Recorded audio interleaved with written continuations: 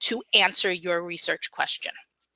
And usually the research question is very, very specific. From everything that I looked at, everything says question's going to be specific and your numbers are going to answer that question.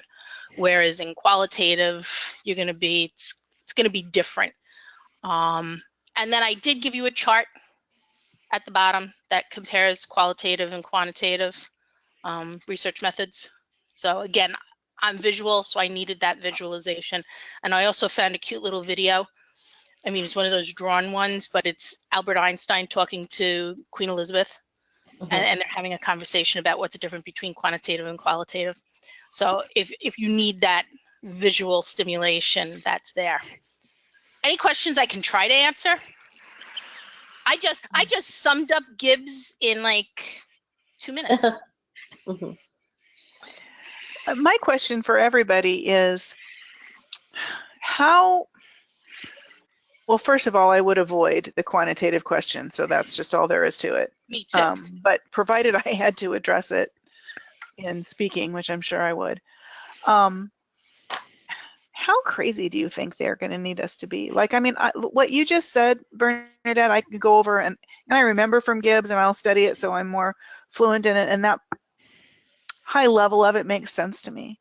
But it's the doing of it, or maybe trying to construct a study using one or something. Do you think we're going to have to do anything like that, or I think answer questions like that? I've done some research into other schools, what they've asked of their teachers or their individuals for comps. And one of the questions I came across this morning basically asked somebody to do a research question and how you would actually follow through with it. So it asked you to go step by step. What samples would you use? What kind of methods, sample size, what your research question might be. So they could ask something like that. It's possible. But again, and with Russ now being on staff, he's very quantitative. Right. So if you think about it, Russ Qualia. But if you think about it in the whole, you could write it qualitative. You just have to be able to say, well, somebody's going to ask you, like Peg asked Karen, well, why didn't you do quantitative? You could say, well, but speak to, I would say if you had to in the oral, you speak in generalizations in the sense that it wasn't going to answer my question because. Yeah. Pauline, and I would go that route. That's how I'm going to look at it. My own personal, because otherwise there's no way I can hammer all of that down and know each of the statistical and sampling and all that other stuff. That's just way beyond the way my brain works. But can you I'm guys sorry hear if me? that was fast. Yes. Pauline, yes, I can hear you. Where are you? It booted me out because they said we're too many cameras. I don't get it. Pauline, can you do you have the questions there that Peg gave us from last summer? And do you have are there any of the research ones? Can you just read the research ones if there are any? Yeah. I think there is not one. Oh, I didn't think there was. I think they were more leadership and sociocultural. Yeah. Okay, well that would be helpful if she ever got us to but on the sheet that Ron shared with us, he had a similar question to what Bernadette was what she found, which is identify a research method and then go through the entire process. So everything from the philosophical assumptions to the interpretive frameworks, and then go through the process of developing a design. Yep. But it would pick, but it was asking them to pick anyone, correct? Yes, it's open, however you want to do it. Yeah. I would add just one little thing to the research question piece, which is the hypothesis and the null hypothesis are very specific to quantitative research questions. Yep. I just have a hard time spending 3 hours on a question about research. It'd take me 3 hours to, if I had to answer a question like that, it would take me 3 hours to figure out which method and how I wanted to do it, and then to write it all down, I think. Yep. Yep, with no references. Yeah, sorry, Pauline, go ahead. Oh, I was just going to say, and remember that she keeps telling us that it shouldn't take us the whole 3 hours. So I just keep having that how long should it be, the answer? And that's the question that keeps coming up for me. And, I think it'll work out eventually, but right now, I don't know if I know enough in research methods to be able to write for 3 hours, write for 2 hours even. 2 hours, yeah. Well, I think 2 hours just for getting the language right and stuff. That time will pass relatively quickly. But yeah. All right, well, let's not get hung up on that. That was just a quick question, a quick comment from me. Any other questions that I can try to answer? I know it was fast and broad, but I don't want to just read off of the stuff. But I think outlines for each of these methods and what makes them unique will be very interesting. Like almost like a logic tree. If you start with quantitative, you're going to take these steps, which might be linear. But if you're going to do Delphi, right, that's got branches that are different. Yeah. Right. So, I think that's a good way to perhaps mentally visualize some of this. Well, I'll go back and add to mine those steps because I wrote them down. I just didn't include them because I didn't want to bog everybody down. So I'll do that. Awesome work, Bernadette. Thank you, Bernadette. Yeah. Oh, you're welcome. I love pictures too. I just need to get those samples. I just needed to see it. When we say philosophical assumptions regarding a methodology, what do we mean?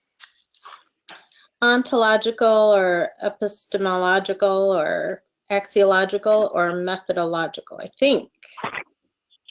The assumptions that drive that method, but wouldn't it? That's how Cresswell had the philosophical assumption. Yeah. Well, you know what? I had said I was doing Yin, but I'm also adding Creswell to that, just so. I didn't think anybody had Creswell, so I picked, when I was hanging out with Cres, as I call him, at the conference, he suggested this book, which was like 30 steps for the qualitative researcher. So I'm reading that right now. So I think also that when they talk about philosophical perspective, I think sometimes that they use, stop me if I'm wrong, but interpretive frameworks synonymously. So that would be social constructivism, transformative, pragmatism, post-positivism, critical theory, queer theory, feminist theory, critical race theory. So was that Creswell that had all those tables? Yes. Yes. Right. Who did we use that? Was that with Lorraine? Yeah. Yes. I didn't want to memorize anything, damn it. I know. I don't think you have to memorize. You just have to get to know it. I wouldn't be able to rip that stuff off if I don't memorize it. It's not going to come naturally to me. Okay. I don't even know if I'll be able to spell them. They kind of love queer theory, disability theory, feminist theory, critical race theory, into kind of a social justice. I've been looking at it this week to try and organize it in my mind, where that's social justice, and then there's the social science aspects, which are social constructivism, transformative, pragmatism, post-positivism. Those are the social science rather than the social justice. So if you would think of it in that way, even if you can't think of every stinking one, you can come up with a couple.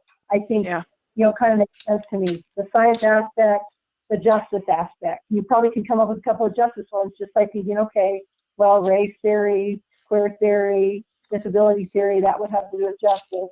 And social science, then, this idea of constructivism or positivism or post-positivism, which are, I think, opposites. So anyway, it kind of helps you kind of organize it in your mind. I think you know those things, Christine. Yeah. You could probably talk to most of us about feminist theory and queer theory. All the critical theories, everything under that umbrella of critical theory to me is that one makes sense. I practically live in that one. Bernadette lives in that one. I live in that one. Yeah. Yeah. Just think of the other aspects of all the ones that aren't in that. Whatever you can come up with, because I think you know that, Yeah. And there's lots of variations: critical realism, constructivism, interpretivism. There's all these, babies that are children of weird parents. Isms. The isms. All right. Thank you. All right. More for Bernadette. Are we ready for Pauline? So I've been waiting for Pauline all week. I did not have beautiful pictures, so I'm sorry for that. Jeez, Pauline. And I use acronyms with swear words to remember things. I'm embarrassed to say that. That's I love that. Pauline, what was your focus? You know what, Kathleen probably knows it better than me, but it's phenomenology. It's on our sheet here. Yeah. And Kathleen, will you chime in if I'm not interpreting something right? Sure, if I know anything you don't know, I don't know that that's true, but. Okay, so I think most people know the definition, but I'm going to explain it. And then there are all different types of phenomenology that I was just studying anyway, so I put them down for you, but I don't think that that's something that we'll probably have to know. But phenomenology, I like the quote, asks for the very nature of phenomena, for that which makes something what it is, and without which it could not be what it is. So it really is examining a phenomena based and defining it in terms of what something is, what they see in common, and then also what it isn't. And that's a theme that I saw when I read through Patton's book as well as Creswell's book. And I'm not going to read through all of this, but there are many forms of phenomenology. And if you remember, Megan mentioned if you're going to use phenomenology, talk about using elements of phenomenology. She specifically talked about how you really should identify that you're using parts of it because there are so many different parts, I think. Karen has her hand up. I have a question, Pauline. When you're talking phenomenology, when you're starting a phenomenology, are you trying to define what the phenomenon is, or do you know what the phenomenon is and you're trying to describe it? That's a really good question. I'm not sure, other than from what I know from my research question, which is for me, when I talked to Lorraine about it very initially about the topic that I chose, it's embedded in the research question. So conflict handling for me is the phenomena that I'm going to be looking for. And the things that I've read so far is this is part of the differentiation between quantitative and qualitative, is that you'll find that the variables are defined. And I don't know if the phenomena counts as a variable, but variables are specifically defined in quantitative, whereas they're not. So we're looking for elements that are going to make up that phenomena, but I'm defining what I'm looking for in the research question. Is that so, Kathleen? Mm-hmm. So Pauline, this is interesting. So let me ask, only because I watched Lisa DeRusso do this. And like you said, there's many different ways to do this. So maybe this is a result of that, right? Oh yeah. So she's looking at the experiences of the people within that phenomenon.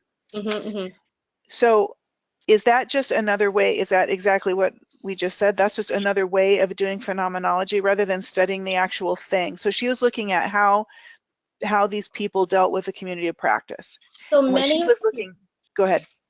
Oh, so when many of the dissertations, at least the dissertations I've read, are exactly that we're looking at either a group or it could be one person as well, their lived experiences and what overlaps, and then what's not there that you could help to also define structurally what that phenomena is. And so it's really vague. It is very open, but it is looking at those shared experiences and then coming up with that phenomena. So even though it's in my research question, conflict handling, I'm going to look at, I'm going to be examining how the different people have experienced that. And then is it those experiences then that define the phenomena? Is that the idea? So you're not just looking to see what their experiences are and find out as a, as an overall aggregate group, this was the experience, right? It is that experience and that defines the phenomena in that context? Sometimes. And the reason I say sometimes is because at least in the different theorists look at it from different angles. So some theorists will look at it in terms of just what the thought and the mental act are. And then others will, let's see, how can I explain this? I think it'll become more clear when I go through some of the steps that Patton Okay. All right, I'll stop. defined. Okay. And then we can look at variations from that. Okay. So there's Husserl's transcendental phenomenology, which is really more philosophical and looking at an example of a thought and a mental act. So, and then, and I'm going to go through these very quickly because you can read them later, but existential and hermeneutic phenomenology, Heidegger's existential phenomenology is often referred to as ontological phenomenology, which is easier to understand as concerned with the being or the person, while Husserl's was concerned with knowledge or cognition. Okay. And sometimes reflection. I'm sorry? Sometimes reflection too. For Husserl's? I know, for hermeneutics. Hermeneutics, okay. And I think that from anything what I've read is that emerged because the other Husserl's was really focused on again cognition and philosophy, whereas they wanted something that would be a platform that could relate to psychology. Okay. And as another theorist in in existential phenomenology was Merleau-Ponty, and you can read a little bit more about that, but I wanted you to know that there are different methods that exist and that most of them are defined for you. There's empirical, which has to do with observable phenomenology, social phenomenology, which I didn't define, but I found a reference for, and then the hermeneutical phenomenology, which talks about interpretation of textual meaning. And then there was also subfield phenomenography, which talks about subjective experiences as reported. So you can see how many variations there are. That's what I wanted to let you know, that it's a very broad field, and things are still being debated in terms of how to actually go through the methods.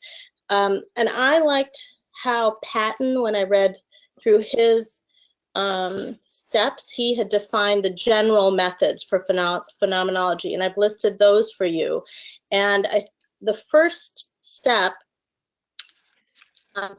is epoché, which means refraining from judgment, and that has to do with the researcher refraining from judging what the phenomena is before they go into almost like a philosophical assumption and making sure that you're putting that aside.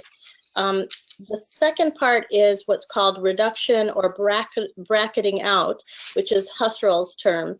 And that is a way for the researcher to identify the data and how he or she's going to identify the data in very pure form, uncontaminated by extraneous intrusions.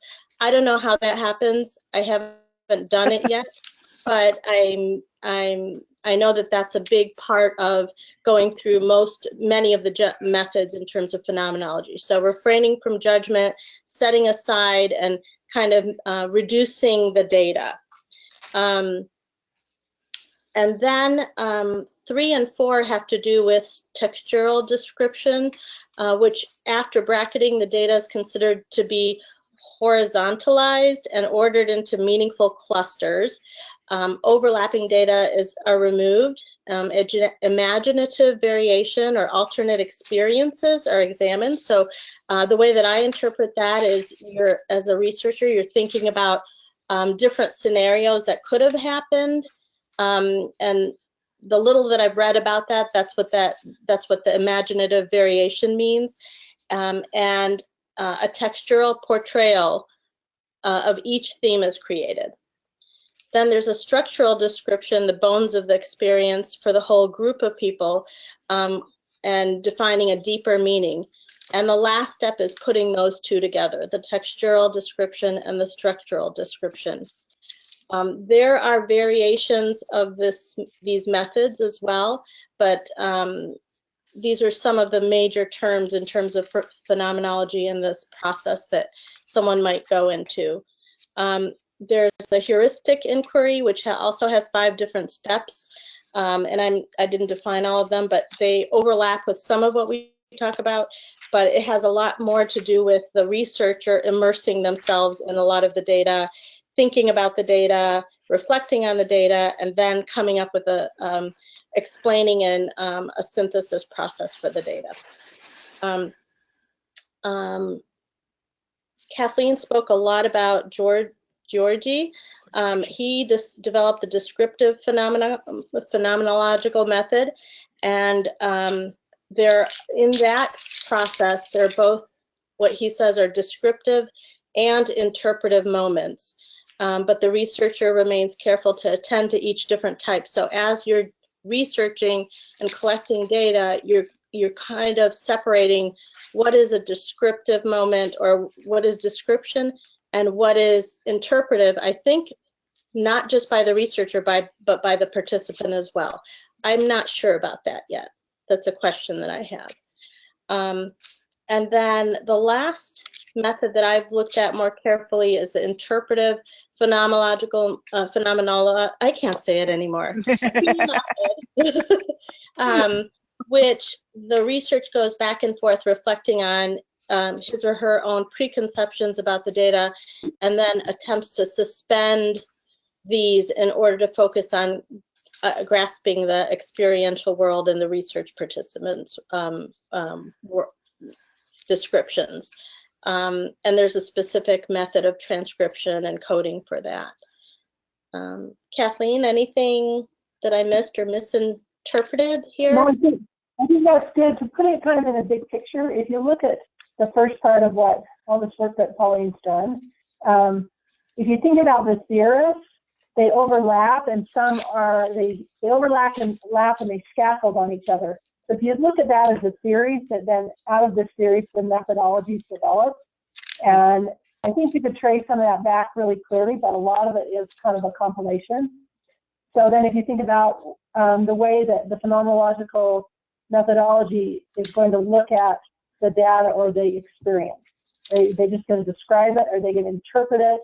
Or are they like narrative inquiry with Clendenin? I know that Bernadette's read quite a bit on that too.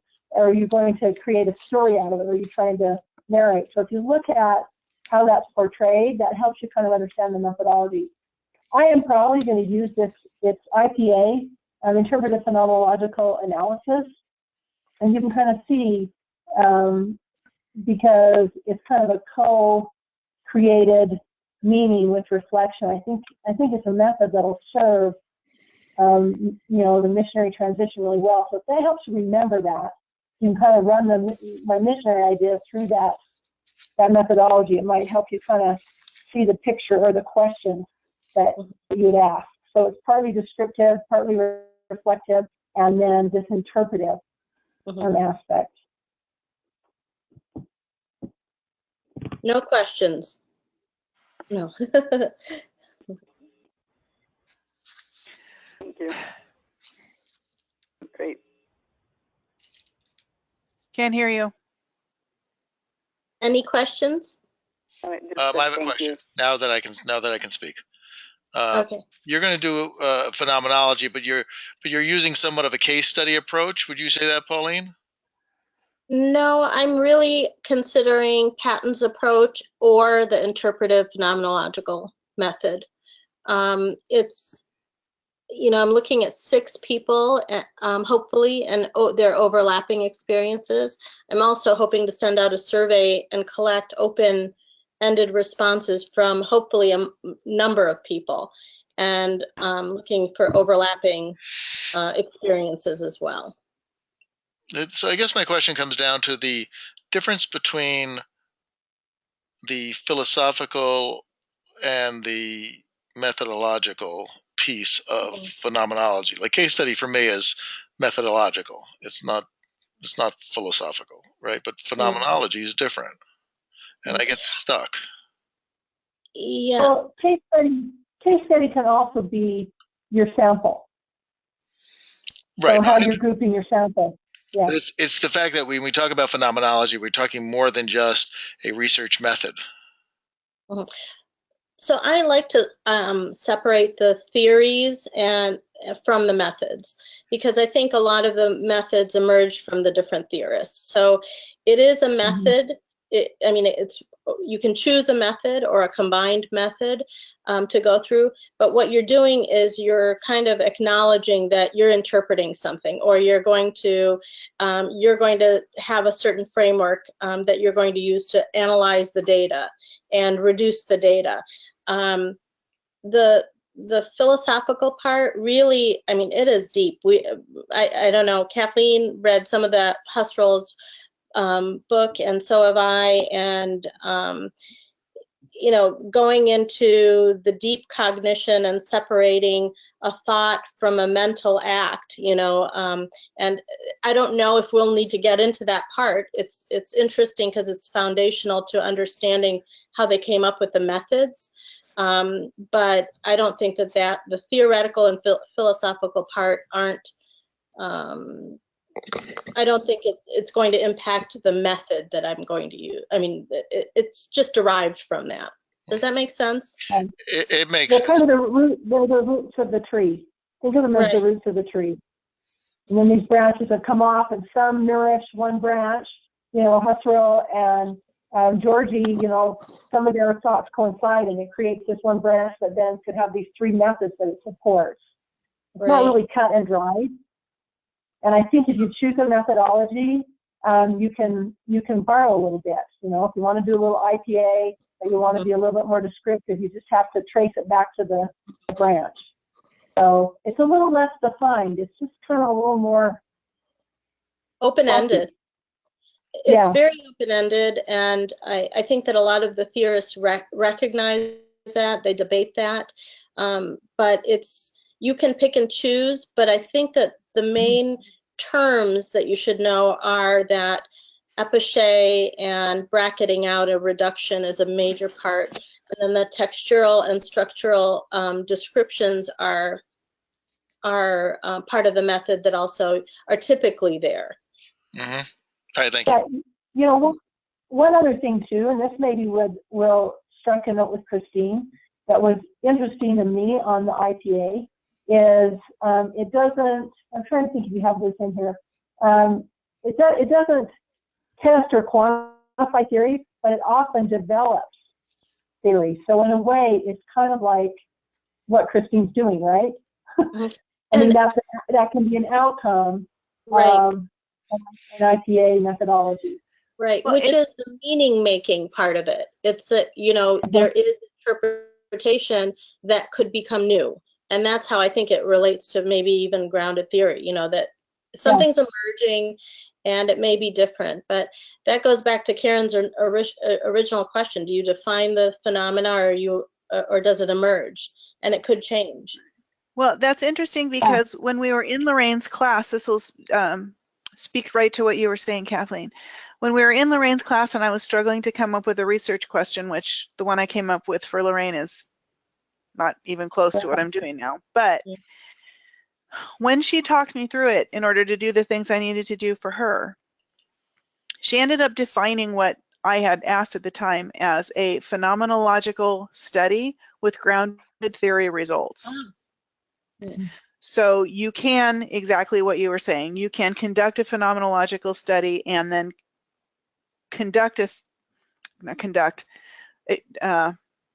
discover a theory based on the grounded research that you did and push that forward.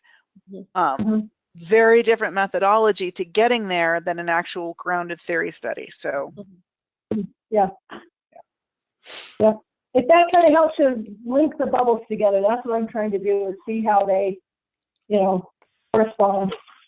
And when we get to narrative inquiry, I think you'll see why that's an aspect of phenomenology, that we can kind of see some of that overlap, but it has a little bit different focus. It would be helpful to talk about the differences, right? So narrative inquiry, you know, it's focused on collecting stories, right, about individuals' lived and told experiences.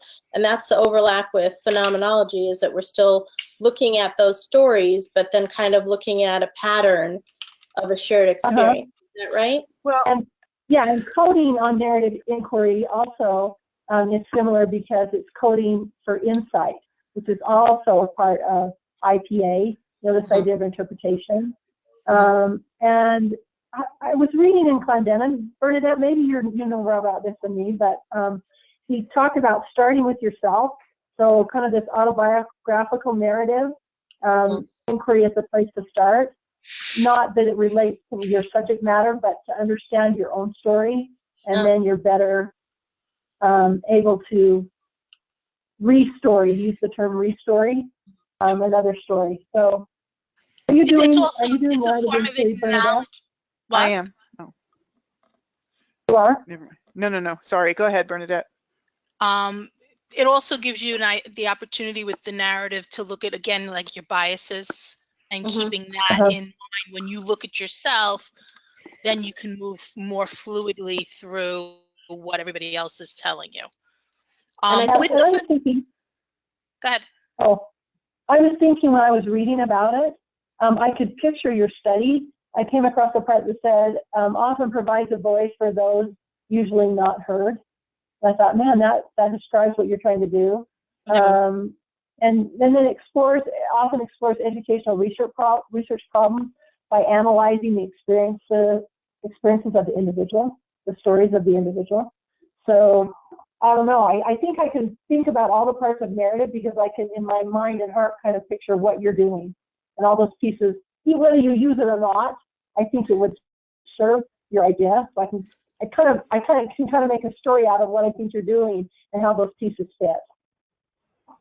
I'm going back and forth. I'm thinking I'm going to be using aspects of portraiture and narrative inquiry. I have to do both. Yeah, boy, the portraiture is really fascinating. Wow, I still like to talk about that. Yeah. I know that's Sydney's, I think. I told Sydney I would step in for her on this stuff, and I can, and as soon as Pauline's done, I'll tell you what I've done so far, and then I'm going to have to go back and pull this together more for you better. But then Bernadette can chime in, and everybody who knows more about it than me can chime in, but I'll show you what I found and what seemed to stick out for me, and then we can draw some more of those conclusions. So as soon as, when we're ready to move on. Oh yeah, I think. Are you sure? Are we done? Yep. Okay. Great job, Pauline. Oh my gosh. Yeah. That was a lot. Thank you. It's really hard to explain. Yeah, I still don't know it. All right. I think you're really concise and clear. I think it really helps me to read your words and go, okay, all right, that's the way to look at that. So thank you. Yep. Thank you. Much better than Creswell. Thank you. Or whatever his name is. See, I don't even know who's who. Okay.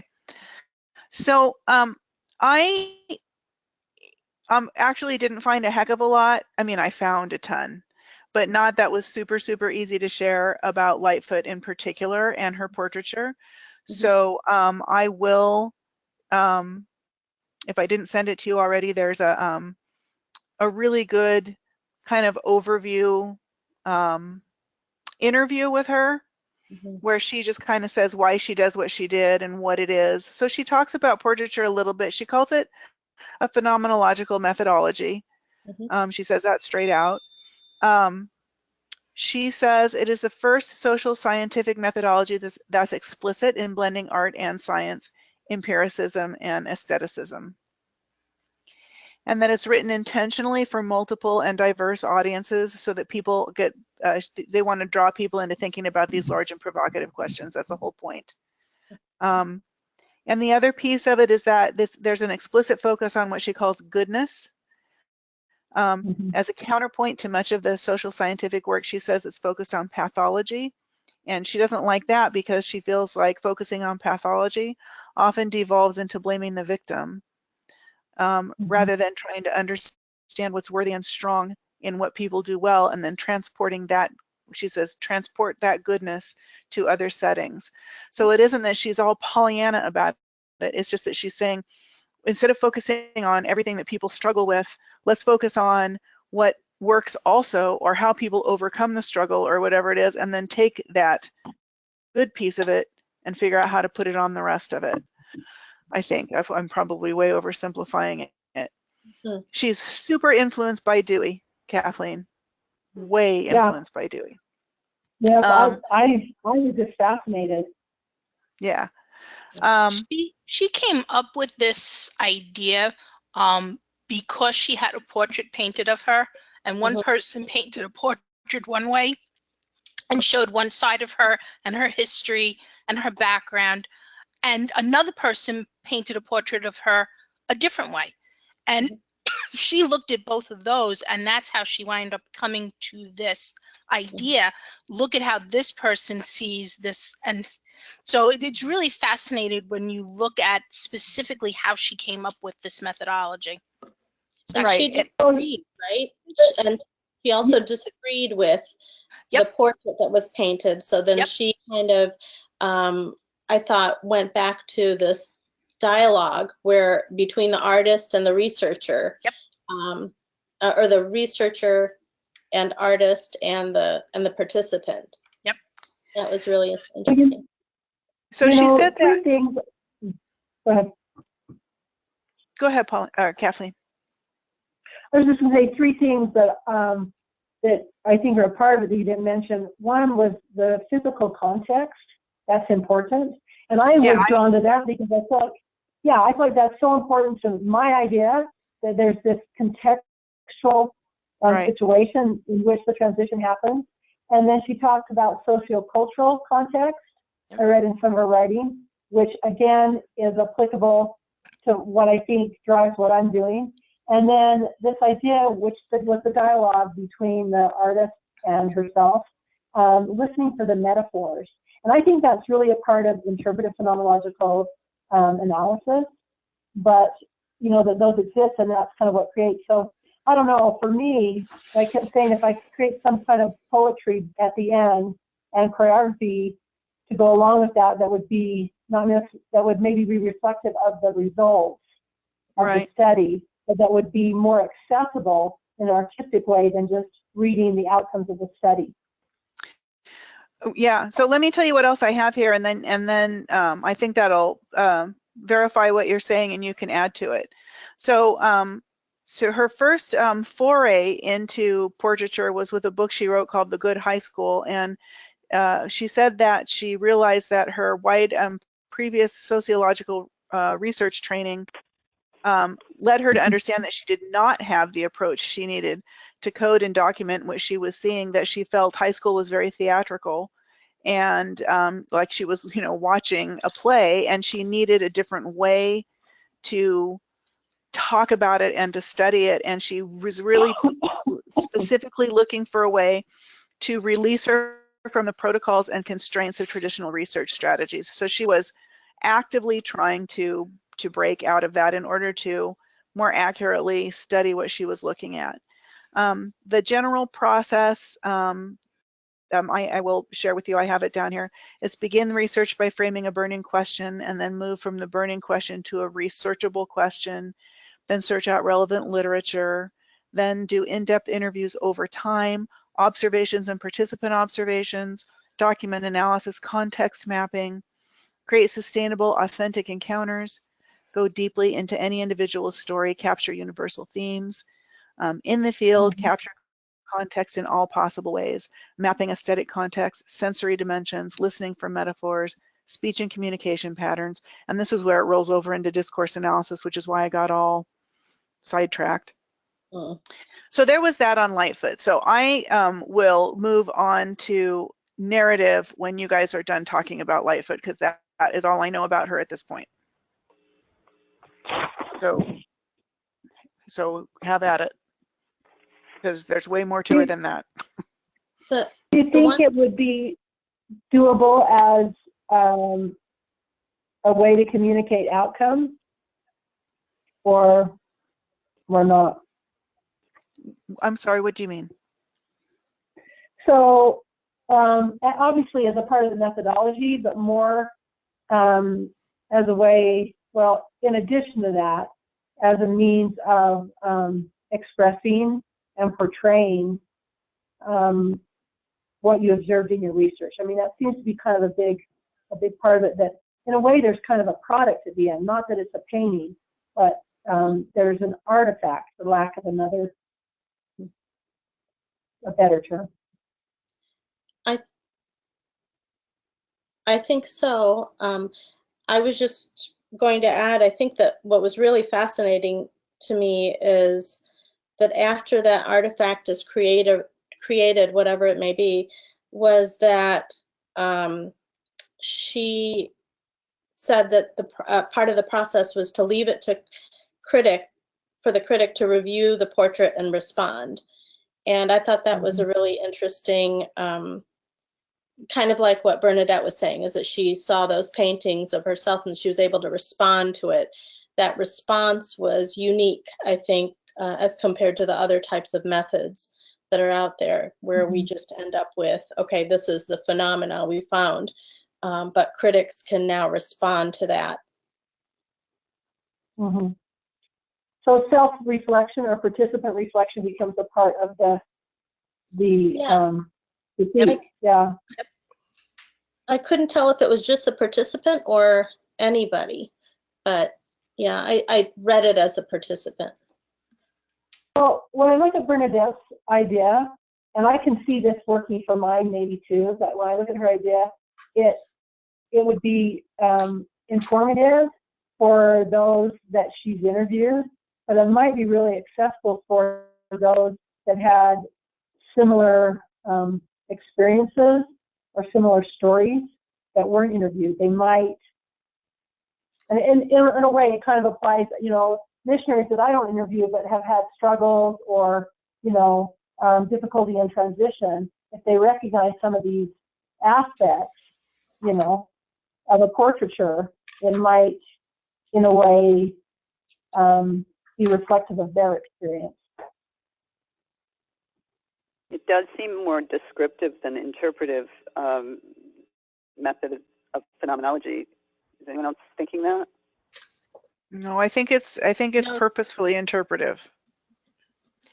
I mean, part of the structure is there's a lot more analytic rigor to this, because you're looking at and analyzing whatever the pieces are. So it's yes, both? Your way of interpreting, but there's that analysis piece to it as well. So. So is the whole thing like that story of 10 blind people are led up to an elephant, and you're stitching together their different perspectives to figure out what an elephant is? You mean when you do a portraiture, Karen? Yes. No, I think that's why she started doing portraiture. Yeah, she's not looking at it that way, because you're looking at each individual person's story. So okay, so you got the person at the trunk. What are they looking at? You're showing that an elephant is the trunk. Or each person has their view of an elephant. Right. Yeah. And then, so the context that the elephant is living in, who it interacts with, not necessarily the parts of it, but the physical context, the social-cultural context, like Christine said, metaphorical aspects. So it's less about the parts and it's more about the whole, but I would say a bird's eye view, an underbelly view, a north view, a south view simultaneously, you know, in different environments, in same environments. I don't know. That's the way I. For instance, you take children in a high school. each child's going to tell a different story. The high school is still the high school, but their personal interpretation of what's going on within those four walls is going to be very different. So my personal reaction, not so much what I feel on an elephant, my personal interactions, this is how I paint the high school. This is what it looks like to me. So a little different from the elephant, not so totally kind of crossover, but it's more of that interpretation. Then what do you do with it? So you ask all these different people what their interpretation or what their experience of high school is? In portraiture, they're going to produce something that shows, and then from that product, so if I'm going to have 6 kids give me 6 videos that portray a day in the life in the high school. And then I'm going to go through and I'm going to say, okay, I see the same thing happening. Boom, boom, boom, boom. And I'm going to pull out those themes from that analysis of and that's the phenomenology part. Right. And then create an artifact. Right. But is portraiture that literal in terms of creating the artifact, or is it using all of the pieces that come in to link together? You know? No, it's all of the pieces. You have to do interviews. You have to do there is a lot to it. Right. I mean, because what you're trying to do is you're going much richer and deeper than a narrative, right? And bringing it together, and and as you can, when for the example, for people who can't speak for themselves, who might have disabilities or otherwise, you might use these methods to create a portrait which you couldn't get to otherwise. Right. And that's the thing with portraiture is you're using narrative inquiry, you're using it's not phenomenology. It's all coming together in one way. Can I ask, is it typically an individual, or can it be of a group? Well, as far as your population size? Yeah. Peg told me that if I'm going to do portraiture, I should have 5 or more. Okay.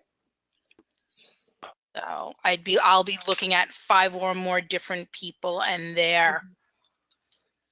what they see. Okay.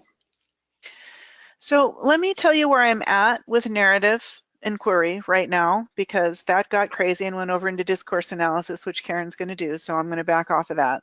So thank you, Karen. And I'll just tell you what I have that I'm going to share, and I still want to go and do some summarizing for you. But what I have is a paper by Clendenin and Huber called Narrative Inquiry, and it explains narrative inquiry. So that's good. And then I also have a paper by Sandalowski or something. It's called Telling Stories. Where is that? Hang on one second. Can I ask how to spell Clendenin? Is it with a K-L-A-N? C-L-A-N.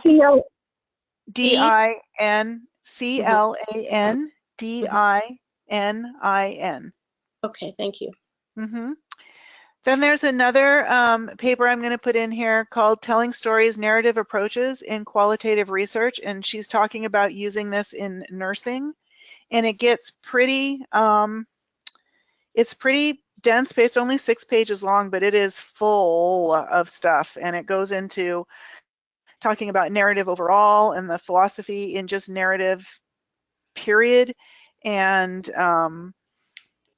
how nurses can use it. So it is specific to nurses, but I think it's also generalizable.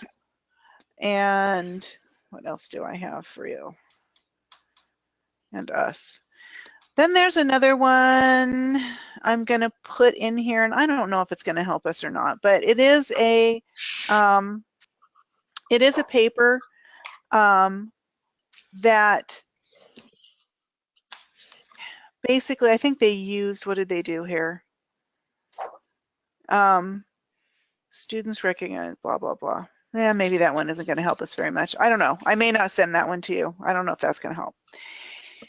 Anyway, the the bottom line is, obviously you're paying attention to text, right? And so mourning the devaluation of narratives as sources of knowledge and emphasizing the moral force, healing power, and emancipatory thrust of stories, scholars across disciplines have rediscovered the narrative nature of human beings.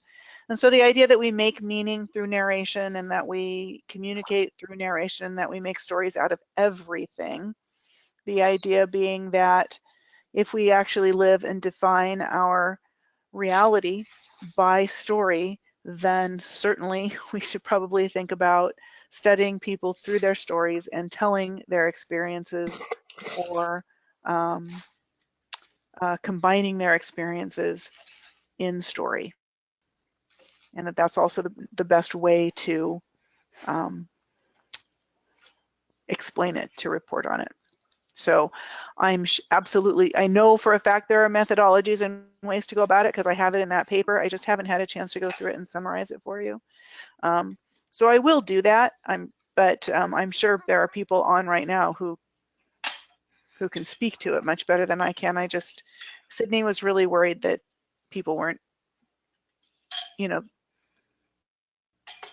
she was worried she wasn't going to do what she needed to do tonight. So she has nothing to worry about.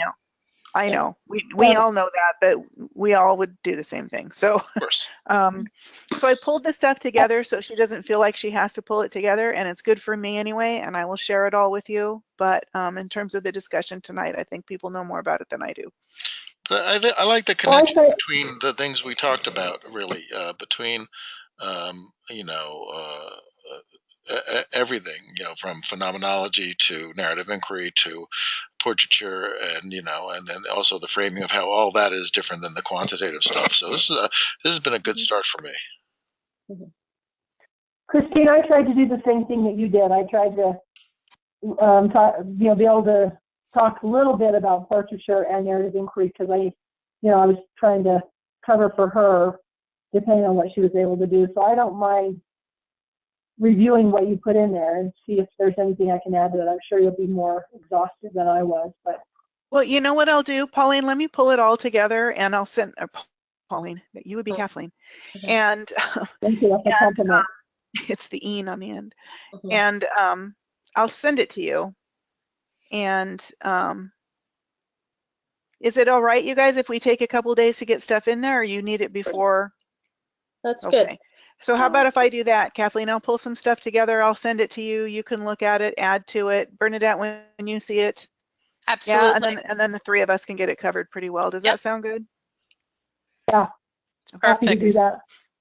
Okay. The other thing, I hope I didn't step on anybody's toes, but when I signed up, I didn't put this all in the box, but I ended up, and I put it in there, I ended up doing Nancy on participant observation and White as a piece of that, and then naturalistic part of participant observation. And then you'll notice that I did Mack and Seidman and sensual and sensual, whatever, however you say that. So and then Brenner. So I tried to, as I got in and looked at the list, I could see there was some overlap. So I ended up doing about 6 or 7 people, just briefly how they overlap. And hopefully that is kept on anyone's toes, but it was things that nobody has signed up for that I could see. So it's already in there if you want to look at that. Thank you. I'm super bummed that you step on my toes anytime. I'm super bummed you did extra work, Kathleen. Darn you.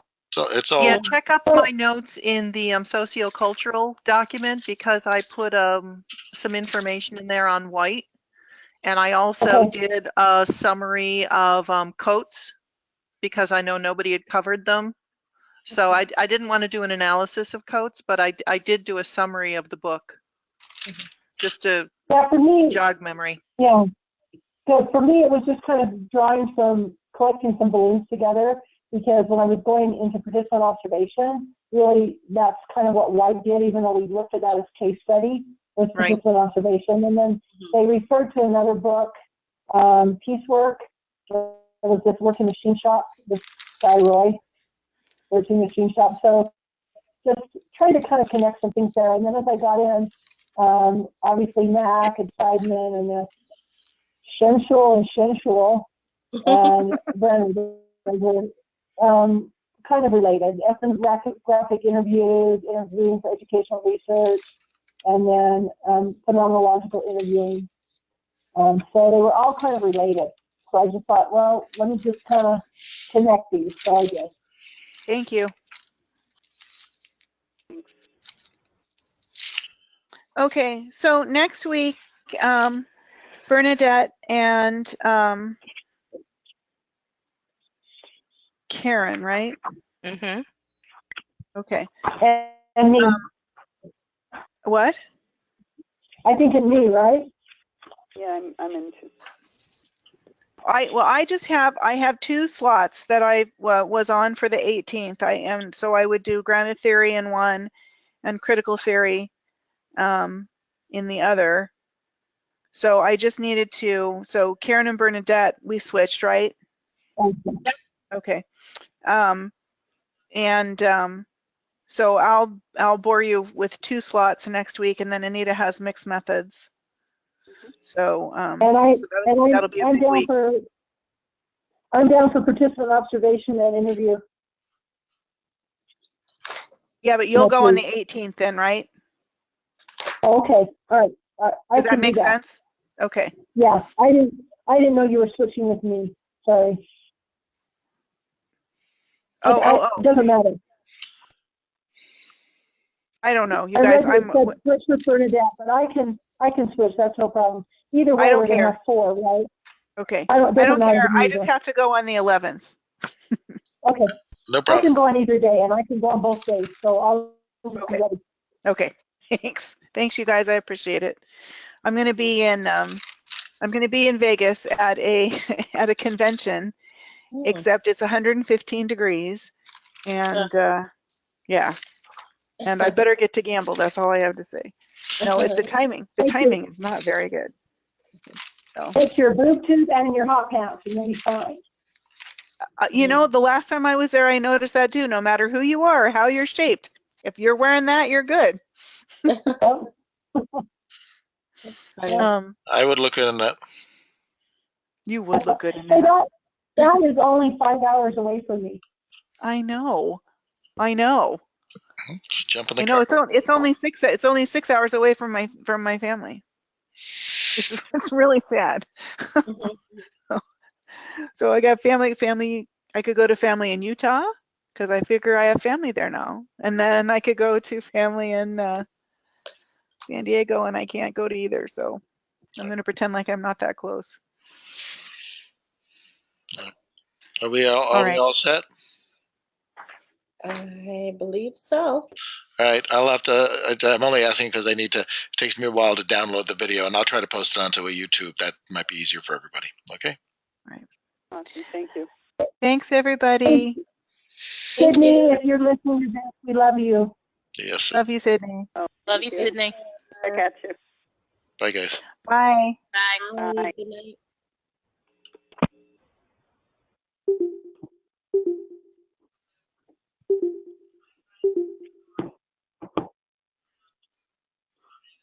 It's you and me, Ryan. Trying to log off. I'm in the meeting.